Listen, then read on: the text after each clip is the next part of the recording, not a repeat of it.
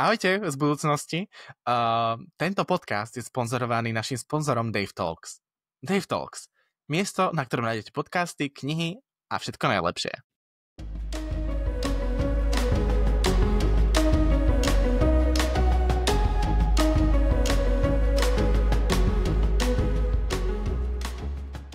Moje jméno je Kristián, ako se všichni známe a poznáme, a tady tam máme Co? Tady máme Davida Ivančíka.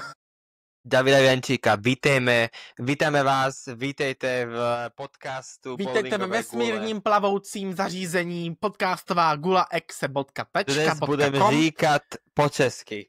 Au, jsem se právě privrel.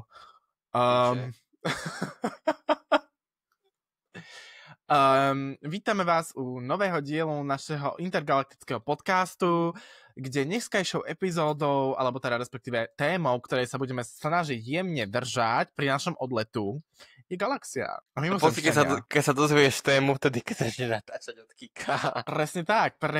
Tak mimozemšťania. David, podľa mňa si ty taký mimozemšťan.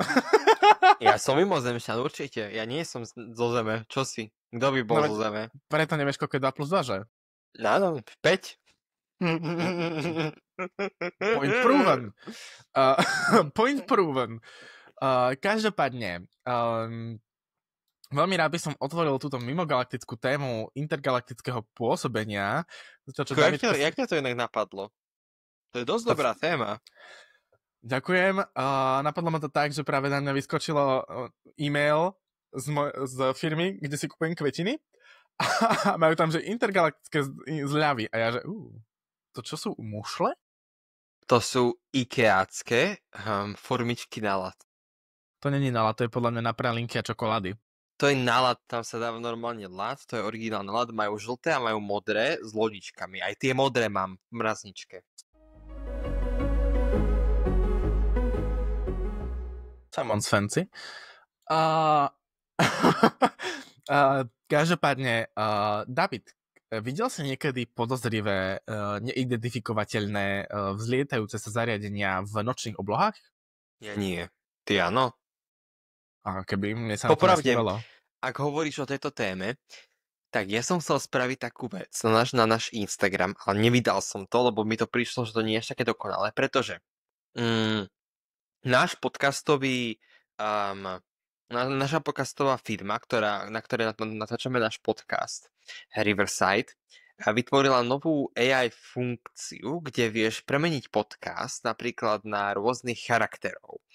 A jeden z týchto charakterov sú práve mimozemšťania. A ja som pretavil náš trailer na podcast do mimozemskej podoby. Kiko bol na ňom mimozemšťan a ja som bol mimozemšťan. Chcel som to vydať.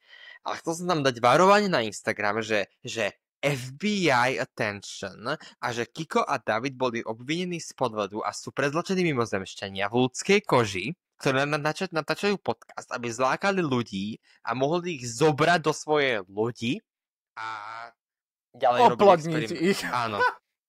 Ale proste chcel som to vydať ako také promo, že s mimozemšťanmi. Nie je to, myslím, že aj mám dokonca uložené, neviem kde, ale bolo to cool, ale nebolo to až také dokonalé, aby som to mohol vydať. To potom si povedal, že sa na to kašlem. Možno by si mal otvoriť Pandorínu skrinku a siahnuť hlbšie. Open up the Pandora's box, please. Open up the gates. Každopádne, ako všetci vieme, v Amerike existuje takéto miestečko, ktoré sa volá, že Arena 51. A vlastne americký prezident Donald Jr. Trump, a.k.a. Veľký Oranž, potvrdil výskyt mimozemšťanov a vlastne potvrdil to, že mimozemšťania existujú. Takže ako nie sme tu sami samotní. Boli na to už výsluchy od ľudí v Amerike, kde ľudia hovorili, proste tí ľudia, ktorí sú v tej vyššej správe, o tom rozprávali. A že proste bolo to potvrdené, že lode havarovali a že tu boli určité bytosti. Bolo to potvrdené, ale tak ja by som povedal, že vieš ako zistíš, ktorý človek je sebecký, alebo že je totálny sebec. Človek, ktorý si myslí, že sme vo vesmíre sami, tak to musí byť naozaj, že totálne sebecký človek, lebo Asi to nie je reálne fyzicky možné, aby v takej obrovskej galaxii sme boli sami. Tak. To je pravda, to je pravda. Moja mamka mi práve šeruje Reelsy. Ona práve zistila, čo je to Reel. A začínam sa báť, koľko Reelsov mi príde, lebo dneska mi prišiel Reels od nej od Fera Joka. A potom mi prišiel od Petry Polnišovej Reels o tom, že vlastne Petra Polnišová hrala nejakú maminku s nejakým chalanom na letisku a proste bola taká, že... Povedal si, že Petra Polnišová nám videla podcastovú golu. To som nepovedal a Petra Polnišová je momentálne niekde v zahraničí a točí nejaký film, tak som sa dovedel, čo točí. Pozdravujeme babi samozrejme znova. Čávesky a mňokiny. Dúfam, že to pozeráte, túto mimozemskú epizódu. Mohli by, hej. Si vieš predstaviť. Dievčatá, keby nás počúvate, tak prosím vás do ďalšieho podcastu vašeho. Povedzte mi slovo mimozemšťan a my budeme vedieť. Samozrejme, nikto iný nebude vedieť. Mimozemské výskyty a ja som si myslel, že som videl mimozemšťanov, keď som bol malý. U nás na záhrade je samozrejme, lebo naivný malý Kristián, samozrejme, že jo. Každý videl mimozemšťanov, keď bol malý. Presne tak. No, čo sa mi teraz potvrdilo po poslednej dobe je to, že vlastne nebola to jediná základňa v Amerike, ale existuje jedna aj v Rakúsku, existuje jedna aj v Austrálii, existuje jedna na Sibíri a je ich ako celkovo viacej. V Rakúsku? Kde v Rakúsku? V Rakúsku nákupuje cuky a lúky a je tam niekde základňa pre mimozemšťanov. Diváci, neviem, kto videl epizódu, kde sme spomínali zmrzlinu od Bena Jerryho, ale David mal pravdu. Neviem, či to teda dal do tej epizódy, alebo to tam nedal do tej epizódy, ale asi to tam dal. Nedal som to. Počkaj, ešte budem editovať, tak ešte to tam prihodím. Ešte to prihodím. Tak som mu poslal sľubovaný screen ceny zmrzliny a áno, ospravedlňujem sa, bola za 8 € a nie za 10. Ale bola lacnejšia. Make your point, Christian. Make your point. I did. And it didn't come. Predstav si, že by sme robili tento podcast po anglicky celý. Ľudia, keby ste mali záujem o anglickú verziu podcastu, dajte nám vedieť. Nemali My sme schopní urobiť všetko. My sme schopní všetkého, ale... po maďarsky, deti. Mali by sme širší trh. Dáme to po maďarsky. Neviem, ty vieš po maďarsky? Základné slova, ale AI by z nás urobilo takých Maďarov, prosím ťa. My reálne vieme natočiť podcast po slovensky a potom ho cez AI prehnať, aby to urobilo všetky jazyky, ty vole. A to by bolo jaké husté mať podcast po maďarsky. Köszönöm szépen, nagy pohár víz. Nagy pohár víz, drágam. No, to je jediné jeho slovo, čo je po maďarsky, pri tom, že je ty vole na Lapáši, kde podľa mňa maďarčina je vo veľkom. To Bůh ví, no. Každopádne, myslíš si, že... Počkaj, mám pre teba dôležitú otázku. Myslíš si, že mimozemšťania rozprávajú matematickými výrazmi? Určite nie. Môj učiteľ na základnej... Vlastne, keď sa na to pozrieš do fyzického hľadiska, tak mimozemšťania, keby nás chceli kontaktovať a oni by mali neviem aké teleskopy brutálne technologicky zdatné, tak ten teleskop je... ak by si zapol teleskop z galaxie, ktorá je 1 000 000 svetelných rokov ďaleko a pozeral by si sa cez neho na Zem, tak by si videl dinosaurov. Pretože tá rýchlosť svetla je tak pomalá, že keď sa mimozemšťania pozerajú z obrovskej vzdialenosti na nás, tak je vidno minulosť a nie prítomnosť. Lebo to svetlo, za kým dorazí, je extrémne náročné ten čas vytrvať. Napríklad, keby si zobral raketu, ktorá by šla rýchlosťou svetla do druhej galaxie a vrátil by si sa, tak by nebol rok 2025 alebo 2026, ale prešlo by 10 miliárd rokov. David To je Einsteinová teória relativity. David tu má naštudované ty vole veci, ktoré ja v živote nebudem chápať, ale mne to je jedno. Ja viem vypočítať gravitačné pole Zeme ohľadom mesiaca. Ďakujem fyzike, vysoká škola.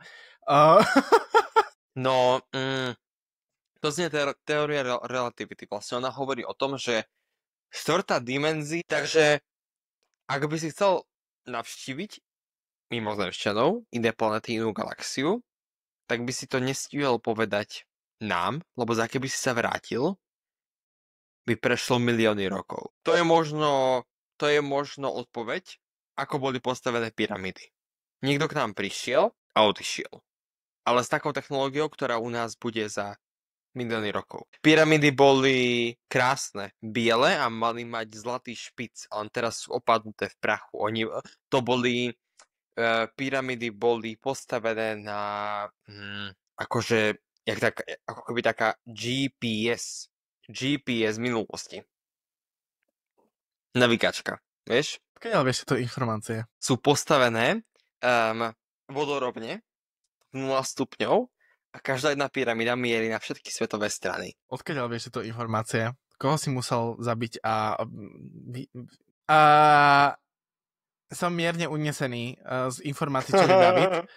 A myslel som si, že toho viem veľa, ale očividne asi nie a mám sa stále čo učiť. Na rozdiel ale od Davida viem, ako derivovať. Takže tak.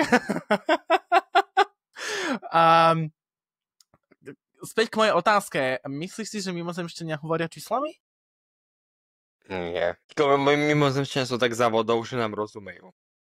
Lebo môj učiteľ matematiky na základnej, pán, neviem, či mám spomínať jeho prezvisko, asi nebudem, pán M, bol trošku ako jemne, poviem na rovinu, trafený, podľa mňa, a jeho tvrdenie bolo, že mimozemšťania existujú, sú medzi nami a komunikujú cez čísla a máme sa učiť matematiku. Samozrejme mi to nepomohlo. A matiku sa učím dodnes a stále nerozumiem.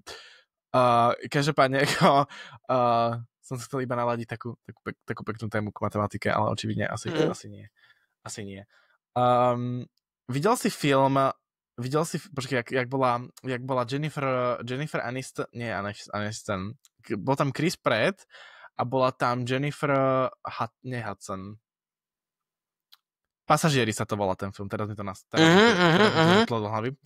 Myslíš, že také myslíš, že také niečo sa dožijeme? To bolo nejak brutálne, kruté. Ako my dvaja akože actually medzi sebou. Hovorí sa o tom, že teraz chcú spraviť nejaké nanočastice, ktoré by prenikli do tvojho tela a opravil a regenerovali ti bunky. Takže tým pádom by sa teraz dožil do nekonečná. Teoreticky. Vieš. Ako budíš, teraz viem, čo som teraz počul z medického sveta, teda nie som teda moc vzdelaný, mám iných ľudí na medikálne pokusy tuto okolo mňa, ale čo som sa teraz dozvedel, že vlastne bol prevedený prvý pokus opravy in vivo, to znamená, že ako malému dieťaťu dokázali dokázali upraviť genetickú štruktúru vnútri jeho tela a dokázali mu ako opraviť nejaký špeciálny vrodený niečo, čo akože to dieťa nedokázalo ako vstrebať proteín. A tým pádom ako nedokázalo, ono malo nejaké beta blokéry alebo niečo takového, že proste nedokázalo vstrebať proteín. A oni to opravili akože, že ho niečím pichli a proste ako sa vyliečilo. Ale to bolo akože jeho. Lebo väčšinou sa to deje tak, že akože že existuje človek, má nejakú akože niečo takéto, tak sa ako zoberie vzorok kostnej dreni, tam sa to odseparuje, dá sa to dokupy a potom sa tá kostná dreň upravená vráti naspäť, aby to regenerovalo telo. Hej? To je proste ex vivo. A teraz to boli in vivo, proste akože urobili to vnútri. Čož akože je ako cool, podľa mňa. To je extrém, Kiko. To na mňa vyšlo dneska, na TikToku som bol taký, že čože, Román? Je veľa vec, na ktoré my ľudia ani tak nepozrieme, vieš, že keby nehľadáme tú hĺbku toho princípu. Ale pozeráme sa na to ako tak navonok a potom si myslíme, že nič nie je reálne a potom zrazu uvidíme, že prakticky sú tu veci medzi nami, ktoré nevieme úplne ešte pochopiť, vieš. Presne. A ako strašne ma to fascinuje táto realita a preto som sa pýtal, že akože či mimozemšťania neexistujú. A podľa mňa odpoveď áno. Podľa mňa sú medzi nami. Sú, ale keby to ľudia zistili, tak by kričali.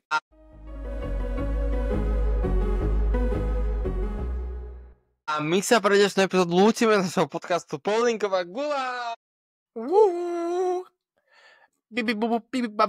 Ďakujeme za vaše počúvanie a dúfam, že ste si vychrlali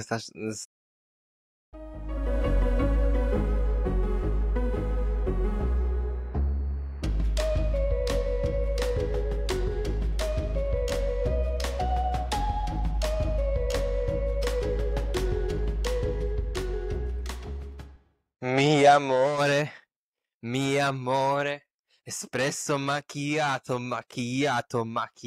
por favore. Espresso macchiato, change your mind, por favore. like a girl changes clothes. Yeah, you PMS like a bitch. I would know. Yeah, you always overthink critically. I should know that you're the one to change. Cause you're hot, then you're cold, yes, then you're no. They're in, then you're out. You're up, then you're down. You're old, and it's white. Black, and it's bright.